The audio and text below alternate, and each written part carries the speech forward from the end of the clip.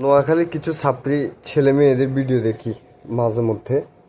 ওরা কুমিল্লা নিয়ে এমন এমন কথা বলে যেটা তাদের 14 পুরুষও সম্ভব না যে কুমিল্লার নাম মুছে ফেলার জন্য। অনেকে আসে দেখি ফেসবুকে অনলাইনে বলে কুমিল্লার নাম বাংলাদেশের মানচিত্র থেকে মুছে দিবে। দেখেন ভিডিওটা।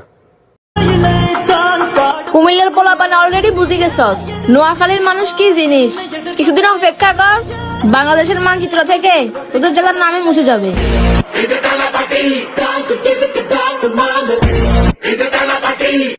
আচ্ছা, কুমিল্লার তাইলে আপনার নাম মুছে ফেলবেন এই তো?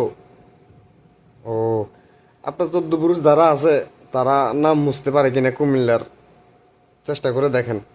আর কতদিন অপেক্ষা করতে হবে ওইটা তো বলেন নাই। ঠিক আছে, আমরা আপনাদেরকে বা মনে করি না। ঠিক আছে।